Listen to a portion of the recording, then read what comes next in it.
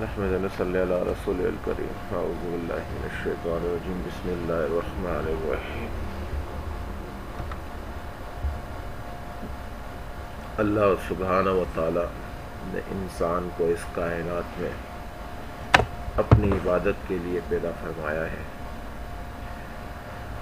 اور انسان جس طریقے سے اس کائنات میں اپنی زندگی بسر کر رہا ہے وہ ہر لمحے موت کے قریب ہوتا چلا جا رہا ہے، اور انسانوں کی ایک تاریخ رہی ہے، ہر دور میں انبیاء کے انسانوں کا ایک ہجوم رہا ہے، اور تقریباً جس دور میں انسانوں کا ہجوم رہا ہے اس دور کی قوموں نے انبیاء علیہ السلام جو ان پر اتارے گئے اس دور میں ہر قوم کے نزدیک ان انبیاء کا ذکر، اور آج دنیا کے جتنے بھی مذاہب ہیں ان میں انبیاءوں کا ذکر اور ان کے تبرکات، ان کی چیزیں جن کا ذکر قرآن کریم میں بھی تبرکات کے طور پر حدیثوں میں بھی آتا ہے، اس کے علاوہ اور مذہب کی کتابوں میں بھی۔ ان میں سے ایک تبرکات وہ ہیں جسے تابوت سکینہ کہا جاتا ہے۔ معرف القرآن کے اندر شفیع عثمانی رحمۃ اللہ علیہ فرماتے ہیں کہ بنی اسرائیل میں ایک صندوق چلا آتا تھا، اس میں تبرکات تھے حضرت موسیٰ علیہ السلام وغیرہ انبیاء علیہ السلام، اور بنی اسرائیل اس صندوق کو لڑائی میں آگے رکھتے تھے، اللہ تعالیٰ اس کی برکت سے فتح دیتا۔ اب تفسیر تقریباً جوہر تفسیر کے اندر بھی اس کا ذکر ہے کہ تابوت سکینہ جو شمشاد یا صندل کی کا 3 گز طویل اور 2 گز کا تقریباً ایک صندوق تھا، اور پروردگار عالم نے آدم علیہ السلام پر اتارا تھا۔ پیغمبر کی کئی جگہوں پہ اس میں لکھا ہے کہ جوہر تفسیر میں کہ پیغمبر کی تصویریں بھی اس میں تھی، یعنی کہ بعد میں جو دور جیسے وقت کا گزرتا رہا جنہوں نے وہ دیکھا انہوں نے اس کو اس میں رکھا، اور حضرت آدم علیہ السلام کی اولاد پیدا ہونے والے تھے، اور حضرت پیغمبر کے گھر کے نمونے تھے جو حضرت سرور کونین صلی اللہ علیہ وسلم کا یاقوت سرخ کا تھا۔ اس میں حضور علیہ السلام کی تصویر مبارک تھی کہ دیکھنے والے حیران ہو جاتے تھے کہ یہ صندوق آدم علیہ السلام پر اس وقت نازل ہوا تھا کہ جس وقت آدم علیہ السلام نے حضرت شیش علیہ السلام کو نور محمد صلی اللہ علیہ وآلہ وسلم کی حفاظت کے بارے میں عہد نامہ تحریر کروایا تھا۔ وہ عہد نامہ یاقوت کے قلم سے بہشتی ریشم پر لکھا گیا، اور اس پر فرشتوں کی گواہیاں تھیں۔ پھر وہ عہد نامہ اس تابوت میں رکھ کر حضرت شیش علیہ السلام کے سپرد کر دیا، اور یہ تاکید کر دی گئی کہ جس آدمی پر محمد صلی اللہ علیہ وآلہ وسلم کا نور مبارک ظاہر ہو وہ آدمی حامل عہد کار رہے کہ اس ہرگز بدکاری کا شبہ نہ ہو۔ ہر قرن میں آپ اپنے اپنے ورثہ کو اس عہد پیمان میں رہنا ہوگا کہ حضرت آدم علیہ السلام سے لے کر حضور علیہ السلام تک آپ نور مبارک پاک پشن اور پاک رحم میں نقل ہوتا ہے۔ یہ تابوت حضرت الیاس علیہ السلام تک پہنچا، پھر ایک قوم آئی،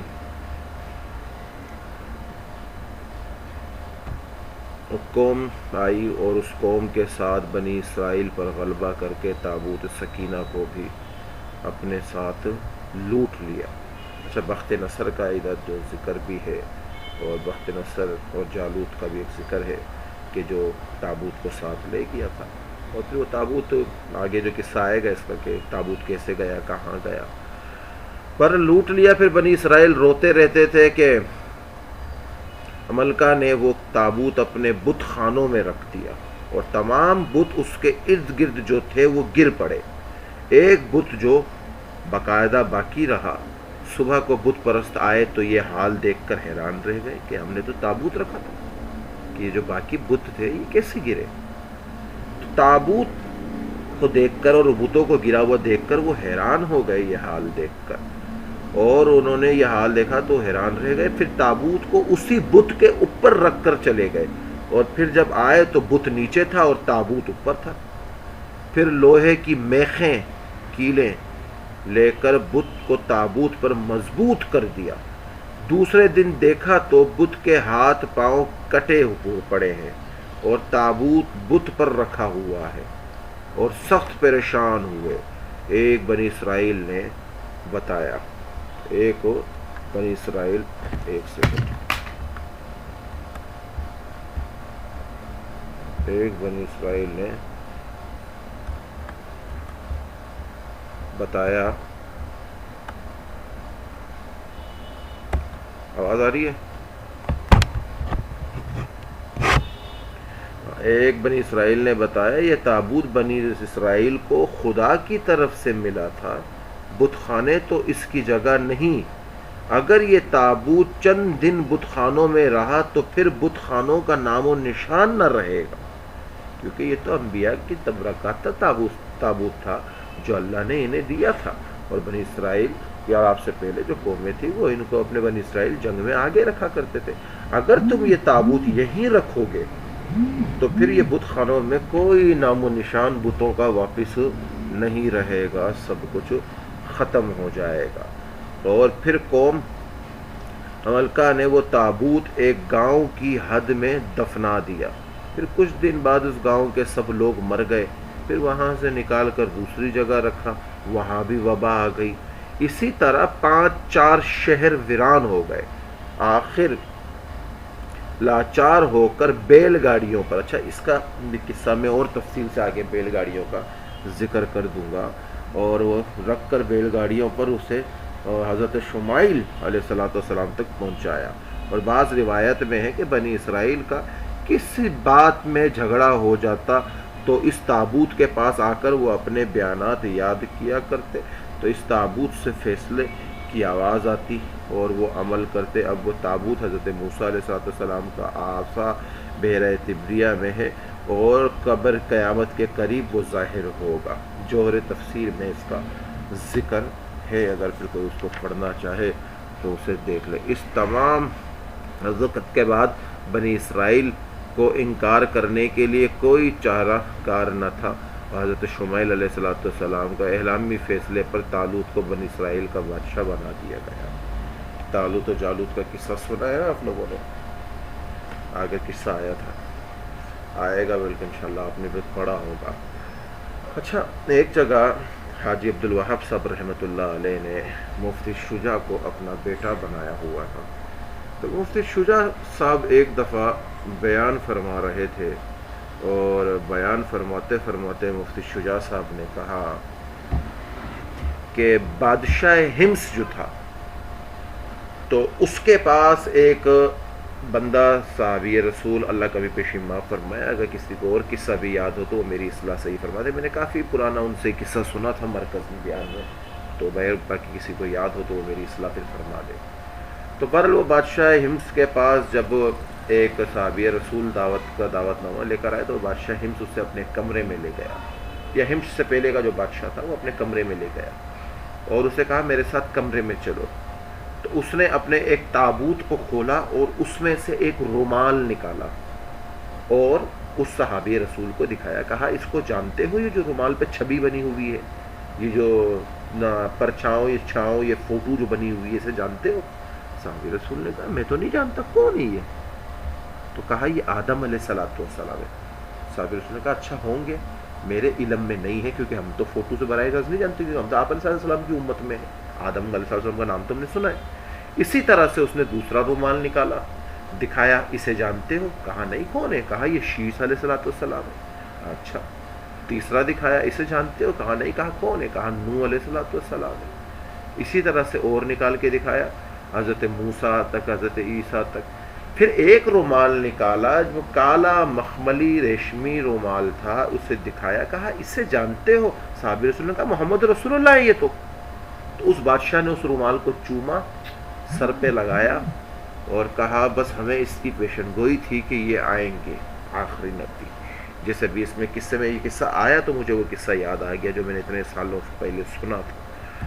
بہرحال پھر وہ بادشاہ اپنے دربار میں گیا، اس نے دربار عام کیا، ساری سلطنت آئی اور خود اوپر سیڑھی پر جا کر بیٹھ گیا، اوپر تخت پر، اور اعلان کیا، اور اعلان کرنے کے بعد کہا کہ لوگوں، محمد علیہ الصلوۃ والسلام جو ہیں وہ حقیقی اور سچے نبی رسول ہیں، ان پر ایمان لیا۔ اور جو قوم جو تھی دوسرے مذہب کی تھی وہ چڑ گئے، یہ کیا تم بول رہے ہو، تلواریں نکل گئی کٹ کٹ کٹ کٹ کٹ۔ تو بادشاہ کو ڈر لگا کہ یہ کاٹ دیں گے، تو بادشاہ کہتا ہے خاموش، میں تو دیکھنا چاہتا تھا کہ تم اپنے ایمانوں پہ پکے ہو یا نہیں۔ تو بادشاہ نے اپنی رائے بدل دی ان کے ڈر سے۔ تو یہ قصہ وہ سنا جو تابوت میں بھی جو ذکر آیا جوہر تفسیری کے اندر، جس کا اس پہ وہ قصہ مجھے یاد آیا تو میں نے سنا دیا۔ پھر بھی اگر یہ قصہ اور کسی کو بھی یاد ہو تو جسے آپ حاضرین ہیں یا جو غائبین تک جب بیانات یہ پہنچے گا ان میں بھی کسی کو یاد ہے تو وہ میری اصلاح لازمی فرمائیں کہ انہوں نے یہ قصہ اگر کسی حوالے میں پڑھا ہو تو مجھے بتائیں، کیونکہ میں نے مفتی صاحب کے منہ سے سنا تھا، حوالہ تو مفتی صاحب کا ہی تھا میرے پاس، باقی اس کے علاوہ میرے پاس حوالہ ان کا نہیں۔ اچھا، تو بس میں نے قاری جمیل سب سے بھی ایجٹ ہے مفتی شجاع الرحمان صاحب، ان کے دوست بھی ہیں اور حاجی دارالعلوم دیوبند ہندوستان سے فاضل بھی ہیں ماشاءاللہ۔ اللہ پاک ہمارے لیے آسانی فرمائے۔ اچھا، تو بنی اسرائیل اس صندوق کو لڑائی میں آگے رکھتے تھے اور اللہ کی برکت کی وہ امید رکھتے تھے کہ ہمیں فتوحات ملیں گی۔ جب جالوت بنی اسرائیل پر غالب آیا تو یہ صندوق بھی وہ لے گیا، اور جب اللہ تعالیٰ کو صندوق پہنچنا منظور ہوا تو یہ ہوا کہ کافر جہاں اس صندوق کو رکھتے وہاں وبا آ جاتی، یعنی اللہ کو یہ بات منظور تھی کہ یہ صندوق ہم نے واپس کہاں پہنچانا ہے، تالوت تک۔ اور اب بنی اسرائیل میں کہ جب جالوت کا وہ دور آیا وہ صندوق اپنے ساتھ لے گیا، اور کہاں لے گیا، اور اس کی وجہ یہ بنی کہ اب وہ صندوق ان کے پاس نہیں تھا، اب وہ بنی اسرائیل سے جا چکا تھا۔ اب وہ جالوت لے گیا تو اللہ نے صندوق کو واپس پہنچانا تھا، تو وہ جالوت والے جہاں بھی صندوق کو رکھتے وہاں وبا آ جاتی۔ 5 شہر ویران ہو گئے، نہ 4 ہو کر 2 بیلوں کے اوپر، جو بیل ہوتی ہیں اس پر اسے لاد دیا اور ہانک دیا، اور فرشتے بیلوں کو ہانک کر تالوت کے دروازے پر پہنچا گئے۔ یعنی جب لوگ بیزار ہو گئے کہ یار اب ہم کیا کریں، ہم تو جہاں رکھتے ہیں یا تو لوگ مر جاتے ہیں یا تو وبا آ جاتی ہے، تو انہوں نے کہا بھائی اس سے جان چھڑاؤ، اس تابوت سے، یہ جو جالوت ہمارے سر پہ لے آیا ہے، یہ جو قوم ہمارے سر پہ لے آئی ہے، ہمارے تو بت سارے گر جاتے ہیں اس تابوت کے چکر میں، تابوت سے پتنی کیا اس کی روحانیت ہے کیا نہیں ہے۔ انہوں نے 2 گائے 2 بیلوں کے اوپر اسے لاد دیا اور پھر انہوں نے گاؤں سے بھگا دیا۔ اس بیلوں کے ساتھ فرشتے تھے، فرشتے اس بیلوں کو ہانک ہانک کرتے ہوئے کہاں لے گئے، تالوت تک انہوں نے پہنچا دیا، اس کے دروازے پر۔ بنی اسرائیل اس نشانی کو دیکھ کر تالوت بادشاہ پر یقین لائے، اور تالوت نے جالوت پر فوج کشی کر دی، اور موسم نہایت گرم تھا، فوج کشی کر دی اور جنگ کا اعلان کر دیا۔ اب بنی اسرائیل تو اس تابوت کو پہچانتے تھے، انہوں نے دیکھا یہ تو وہی ساڈا دکھایا تابوت ہے، یہ کدھر تھا، ہم تو ڈھونڈ ڈھونڈ کے تھک گئے۔ اب وہ جو پٹھان ہے نا، پٹھان کو چیز دیکھتے ہیں، ہمارا شہر تھا وہ رکھوے، کہاں گم تھا تم اتنے دن۔ تابوت جب دیکھا وہ حیران ہو، یہ تو آ گیا، اور جس کے دربار پر پہنچا تو اس کو تو نشانیاں تھی اس کی تو تالوت کی، اور تالوت کے ساتھ جب تو دربار پہ تو دیکھا گیا باقاعدہ، تو اس کو سارا کا سارا اس کو دیکھا۔ نئے سورہ سبا کی تفسیر میں فرماتے ہیں کہ بیت الاقدس کی تعمیر جو حضرت داؤد علیہ السلام نے شروع کی، پھر حضرت سلیمان علیہ السلام نے باقاعدہ طور پر اس کی تکمیل فرمائی، اور کچھ کام تعمیر کے بعد کی جو رہ گئے تھے وہ تعمیر کا کام جن کے سپرد بھی کیا، یعنی کہ بیت الاقدس کی تعمیر میں جنہوں نے بھی تو کام کیا، انہوں نے بھی بڑے کام اس میں کیے ہوئے۔ داؤد علیہ السلام کے ماتحت اللہ سبحانہ و تعالیٰ نے جنات بھی کیے ہوئے تھے، تو جنات کے سپرد تھے، جن کی طبیعت میں سرکشی اور غالب تھی۔ حضرت سلیمان علیہ السلام کے خوف سے یہ لوگ کام کرتے تھے، جنات، ان کی وفات کا جنات کو علم ہو جائے تو فوراً کام چھوڑ کر بیٹھ جائیں اور تعمیر رہ جائے۔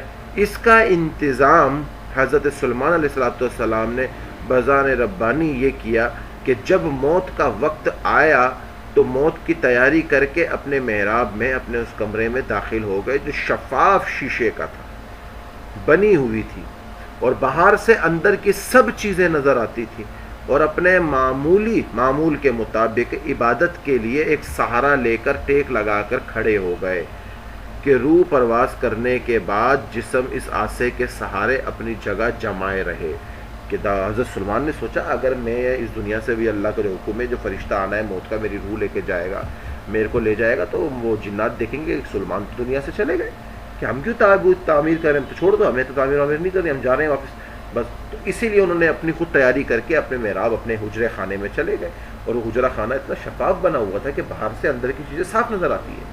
جیسے کہ ہم شاپنگ مالز دیکھتے ہیں کچھ نہ کرسٹلز بلڈنگز دیکھتے ہیں جس میں اندر سے باہر کا سب صاف نظر آتا ہے باہر سے اندر کا نہیں ہوگا. حضرت داؤد علیہ السلام حضرت سلمان والا جو محراب خانہ تھا جو وہ اپنا حجرہ تھا اس میں سے باہر کا اندر کا صاف نظر آتا تو وہ اس ڈنڈے آسے کے ساتھ سہارا لگا کر کھڑے ہو گئے اپنی جگہ پہ جمے رہے. حضرت سلمان کی روح وقت مقرر پر قبض کر لی گئی نکال لی گئی مگر اپنے آسے کے سہارے کی وجہ سے وہ جمے ہوئے تھے اور باہر سے ایسے نظر آتے تھے کہ عبادت میں مشغول ہیں.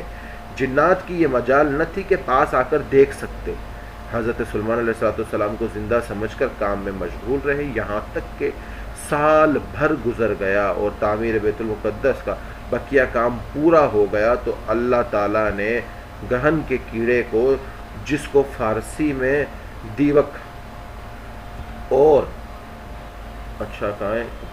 دیوک اور کے نام سے اس کو مسام کیا ہے اور آسائے سلمانی میں جو اردو میں دیمک بھی کہا جاتا ہے اس پہ وہ کیڑا لگ گیا اور قرآن کریم نے اس پر مسلط کر دیا.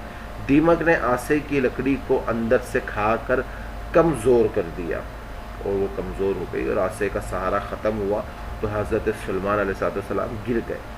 اس وقت جنات کو ان کی موت کی خبر ہوئی کہ اوہ حضرت تو چلے گئے. ہم تو شاید سمجھ رہے تھے یہ عبادت میں کہ ایک ہی سال گزر گیا تعمیر مکمل ہو گئی تو پھر وہ چلے گئے. مذکورہ حوالوں سے معلوم ہوتا ہے کہ تابوت سکینہ حضرت آدم علیہ السلام کا صندوق تھا.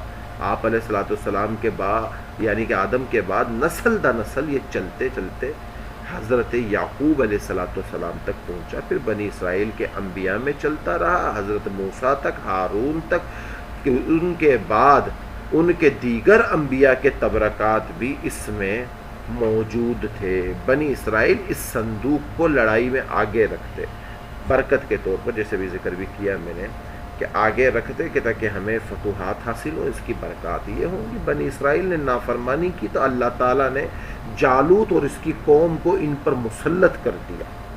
جالوت کی قوم کو کچھ اور بھی کہا جاتا ہے نا کیا کہا جاتا ہے بتا سکتا ہے کوئی؟ جالوت کی قوم کو کچھ اور بھی کہا جاتا ہے نا کسی کے ذہن میں ہے فٹافٹ جواب دیا کریں. عمل کا کہتے ہیں کیا کہتے ہیں؟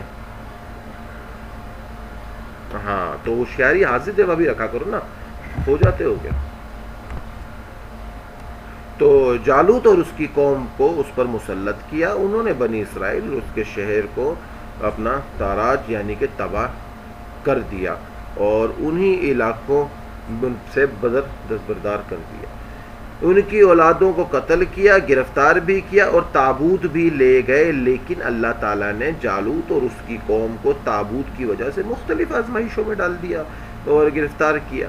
انہوں نے تابوت کو بیل گاڑی میں جیسے ذکر آیا فرشتوں نے بیل گاڑی پہ ان کے ذریعے رکھوا کر وہ بیزار ہو کے جب انہوں نے بستیوں سے باہر نکالا تو عمل میں فرشتے پس مختلف امور انجام دیتے رہے.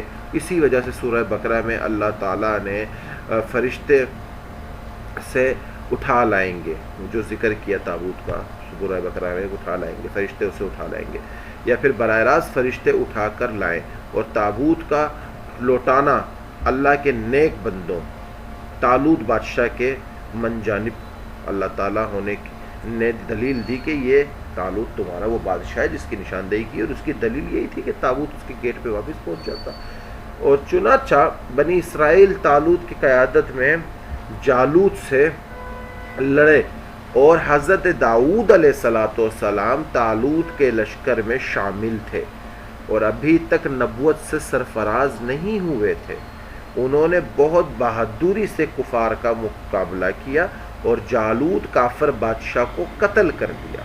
اللہ تعالیٰ نے حضرت داؤد علیہ السلام کو بادشاہت حکمت نبوت عطا فرمائی. یہاں تک تو سنا ہے نا سب نے. قصہ. ہاں اب سورہ بقرہ آیت نمبر 248 میں اگر کوئی ترجمہ پڑھنا چاہے تو اس میں سے ایک نظر پڑھ لینا.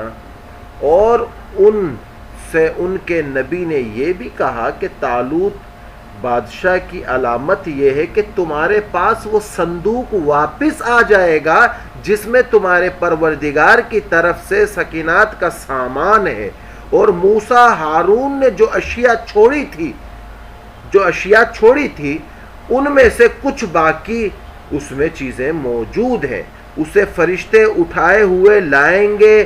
اگر تم مومن ہو تو تمہارے لیے یہ بڑی نشانی ہے کہ تم جب طالوت کے دروازے پہ اس تابوت کو دیکھ لو گے تو سب سے بڑی دلیل یہی تھی تمہارے لیے کہ تم مومن ہو کہ تم مان جاؤ گے. یہ تمہاری کھوئی ہوئی جو عزت تھی، تابوت جو تم کو اللہ نے دیا تھا، جو بنی اسرائیل اپنے ساتھ جنگوں میں آگے رکھتے تھے، یہ بڑی لاڈلی قوم تھی اللہ کی.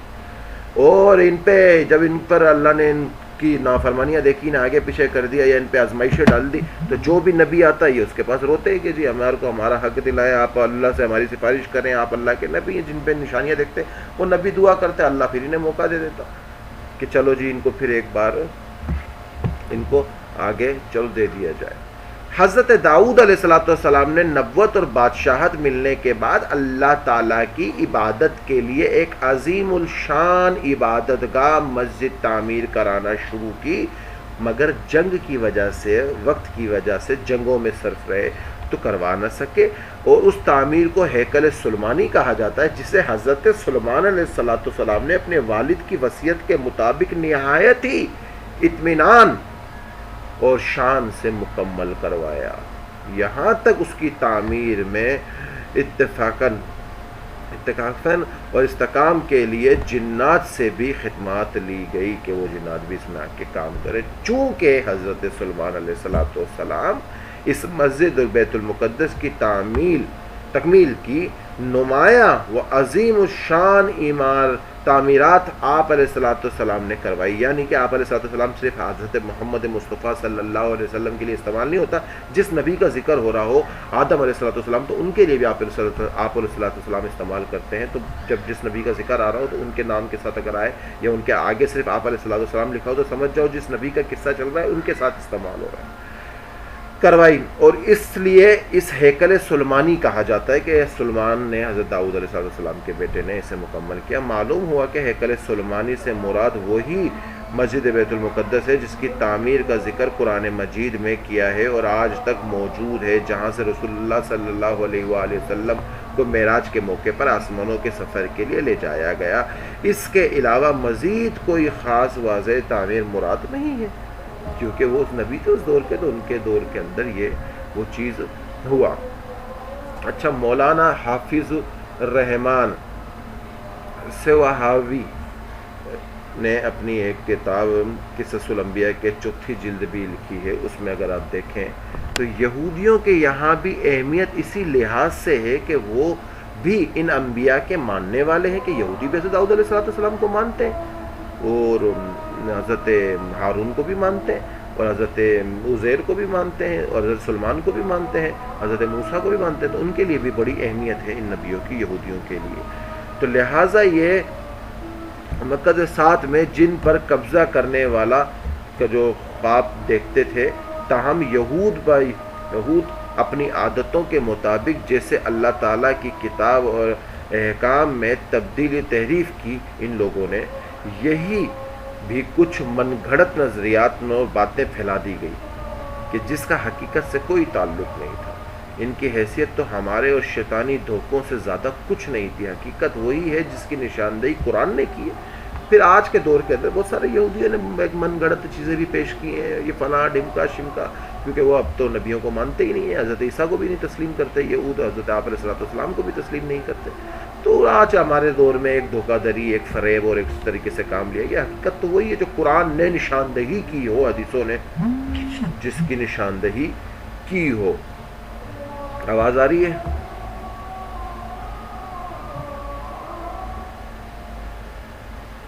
ہاں، تو جس کی نشاندہی کی ہو. اور وہ پھر معاملہ چلتا رہا. ان کی حیثیت تو ہمارے اور شیطان نے جو ہمارے ذہنوں میں دھوکے ڈالے ہوئے اس سے زیادہ کچھ نہیں ہے.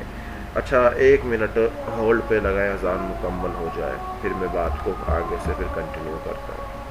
بات ہوگی. اچھا اب ایک بات ہے ضروری سمجھنے کے لیے, آپ سمجھیں. اب وہ کدھر گئی وہ کرونا والی سوال کی جواب, سوالوں کا بھنڈار. کرونا نے جہاں ایک طرف پچھلے 8 ماہ جو کرونا کا دور تھا دنیا کے نظام دھرم بھرم کر رکھ دیے تھے, دوسری طرف دنیا بھر کے سیاستدان بھی نئی تبدیلیاں رہنما کر رہے تھے. انہی میں سے ایک چند مسلم ممالک کا حلیہ اسرائیل تسلیم کر رہا تھا, یعنی کہ دبئی, مراکش, موروکو اور 1-2 اور ملک تھے جو تسلیم کرتے چلے جا رہے تھے کورونا کی آڑ میں اسرائیل کو. UAE, بحرین کے بعد آنے والے دنوں میں کئی مسلم ممالکوں کی جانب سے اسرائیل کو تسلیم کرنے کی خبریں متوقع ہیں. اگر تاریخ کے تناظر میں دیکھا جائے تو اسرائیل کو اسلامی ملکوں سے اپنا وجود تسلیم کرانے کی ایک وجہ تو اپنے ناجائز وجود کو بالآخر مسلم ممالک میں جائز حیثیت دلا کر مسلمانوں سے معاشی فوائد حاصل کرنا ہے. یعنی جب اس کی حیثیت اور اس کی ایک وقت بڑھ جائے گی تو اس کو اسلامی ملکوں سے مفاد حاصل کرنا ہے. اس کے آگے کیا ہے, یہ مفاد کیوں حاصل کرنا ہے, یہ کوئی بتا سکتا ہے؟ کیوں حاصل کرنا ہے؟ یہ صرف ہی مفاد حاصل کرنا ہے. جلدی بولو.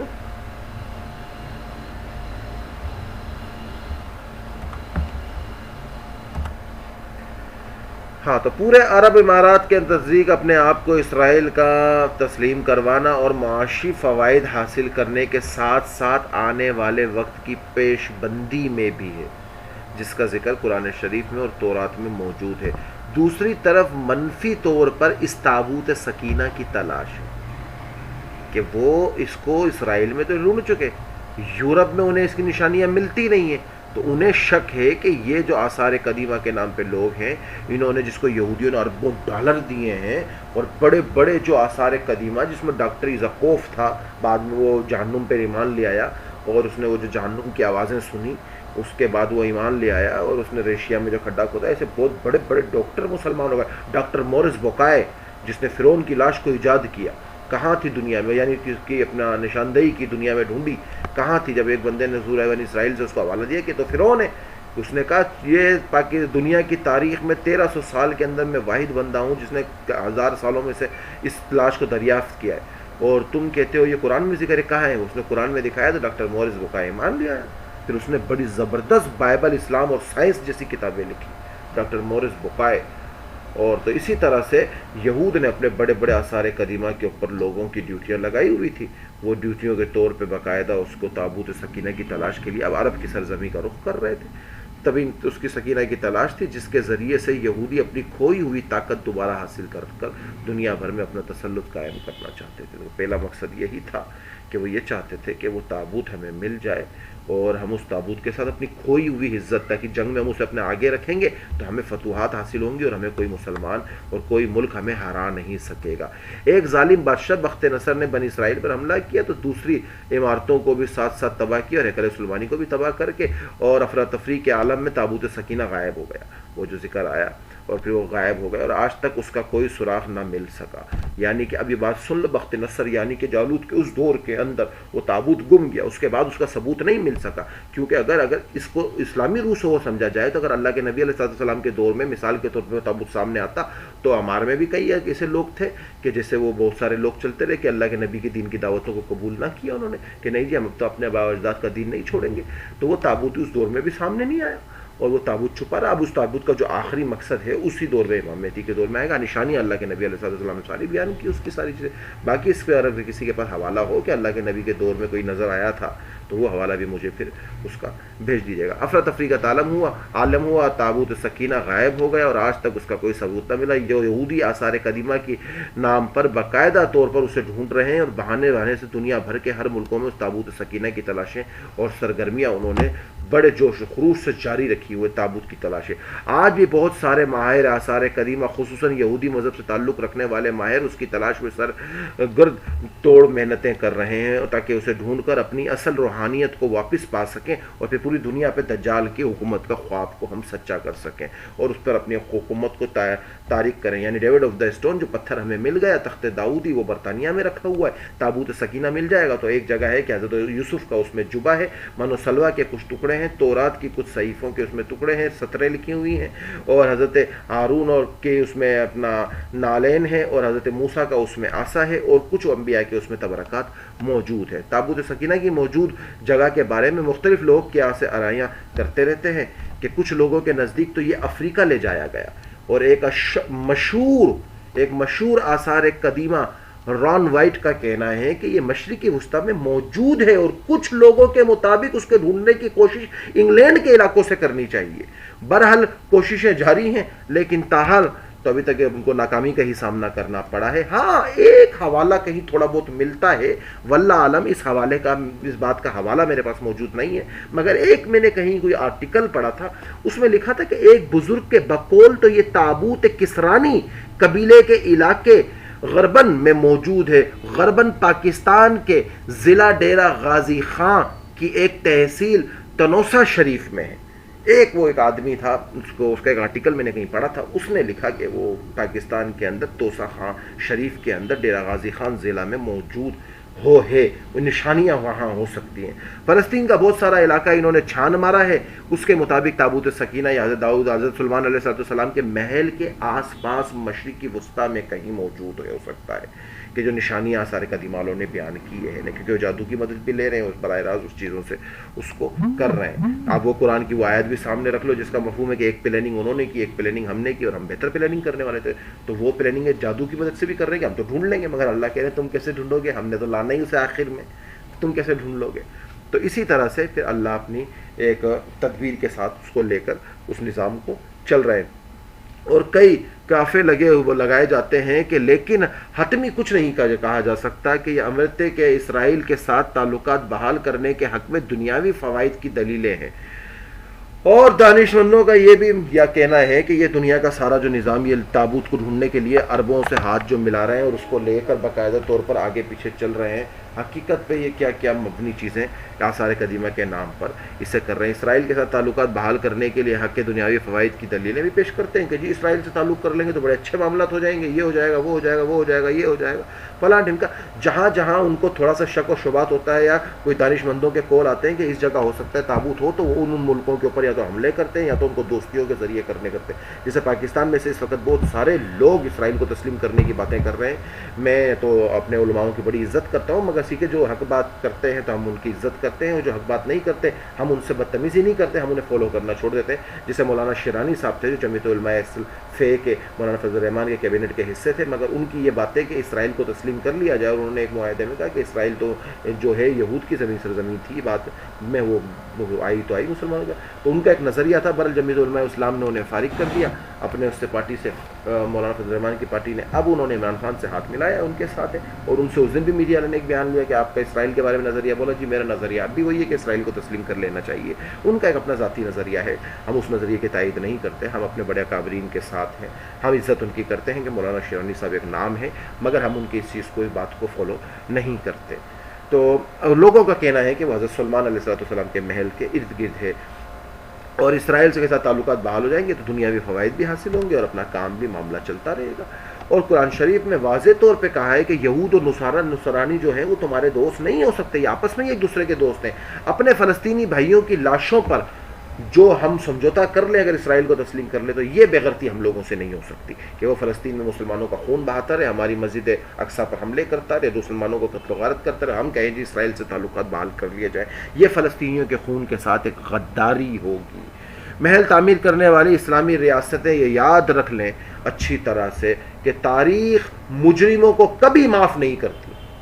جو لوگ یہ کہتے ہیں اسرائیل کو تسلیم کر لیا جائے یا اسرائیل کو، اور جس طریقے سے مولانا فضل الرحمان کی کلپوں کا آدھا توڑ کر پیش کیا جاتا ہے، اور اے این پی کے ایک جگہ پہ مولانا اپنا فضل الرحمان صاحب مولانا گئے ان کے ایک بھائی ایک آدمی کی تعزیت کرنے، تو ان کے بیان انہوں نے کہا کہ جی دنیا بھر اسرائیل کو تسلیم کر رہی ہے اور وہ اپنے حالات صحیح کرنا چاہ رہی ہے، تو انہوں نے اس بیان کو آدھا توڑ کے پیش کیا کہ دیکھیں جی مولانا فضل الرحمان تائید کر رہے ہیں اسرائیل کو تسلیم کیا جا رہا ہے، کہ پورا بیان تو اس کا ANP والے کا یہ تھا کہ عرب امارات اسے تسلیم کرتے چلا جا رہا ہے اور کہ ہم سارا یہ ہمارے اوپر ڈالا جا رہا ہے، حالانکہ ہم اسے تسلیم نہیں کرنا چاہتے، مگر وہ پورا بیان دکھایا ہی نہیں گیا، وہ آدھا بیان دنیا کو دکھا کے علماءوں کے خلاف لوگوں کو کیا گیا۔ تاریخ مجرموں کو کبھی معاف نہیں کرتی۔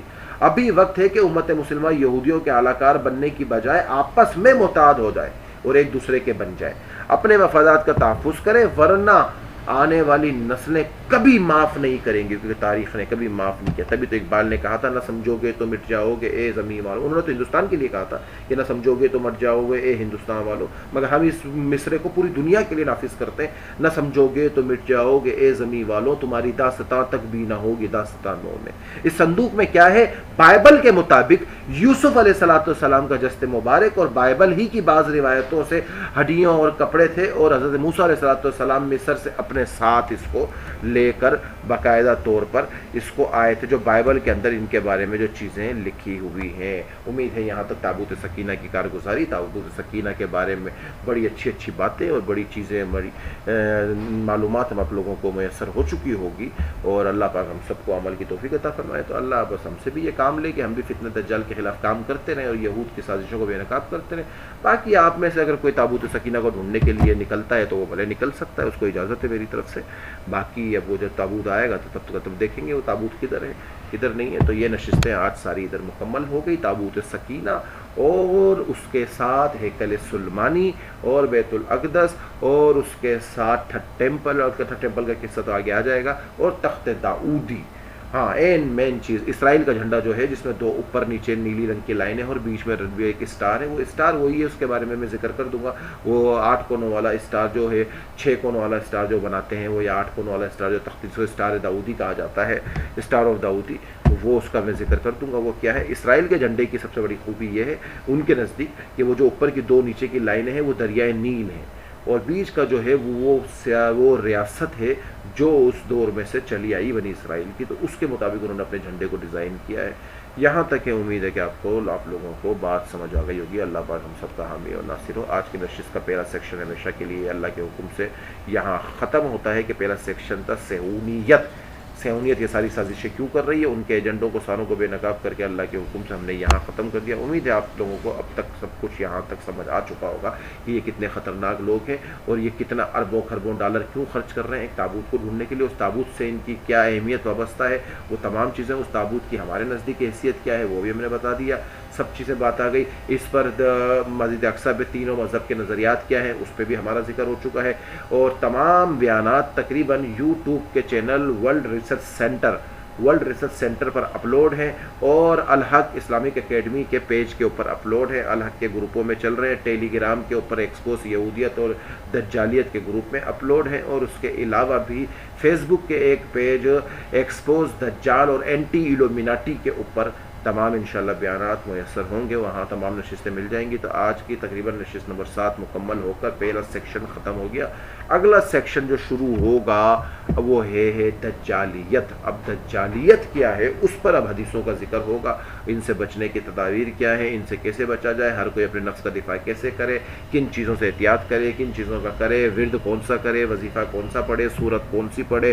یہ فتنے خطرناک ضرور ہیں، مگر ہماری امید اللہ پر یہی ہے کہ امید پر دنیا قائم ہے، اور اللہ ہمارا حامی اور ناصر ہے۔ اللہ نبی علیہ السلام نے دعا کی کہ جبرائیل میں دنیا سے جانے کو تو تیار ہوں، مگر اللہ سے پوچھو میرے بعد میری امت کا کیا ہوگا۔ تو پیغام میں کہا کہ نبی آپ مطمئن رہیں، آپ کے بعد بھی آپ کی امت کو تنہا نہ چھوڑیں گے، تو اللہ ہمارے ساتھ ہیں اور اللہ ہماری مدد کریں گے۔ فرق صرف اتنا ہے کہ ہمیں اپنی روحانیت کو جگانا ہوگا، ہمیں اپنے آپ کو واپس سے وہ مومن و مسلمان بنانا ہوگا کہ جس کے بارے میں کہا جاتا ہے کہ مومن کی نشانی وہی ہے کہ جس کو دیکھ کر یہ احساس ہو جائے کہ یہ اللہ کا نیک بندہ ہے، یہ اللہ کا نیک بندہ ہے۔ تو اپنے اندر اللہ سبحانہ تعالیٰ کے حکم سے ان چیزوں کو اللہ ہمارے اندر پھر سے جگائے۔ تو ابھی کسی کا کوئی سوال ہے تو وہ کر سکتا ہے۔ اللہ پاک ہمارا حامی اور ناصر ہو، آمین۔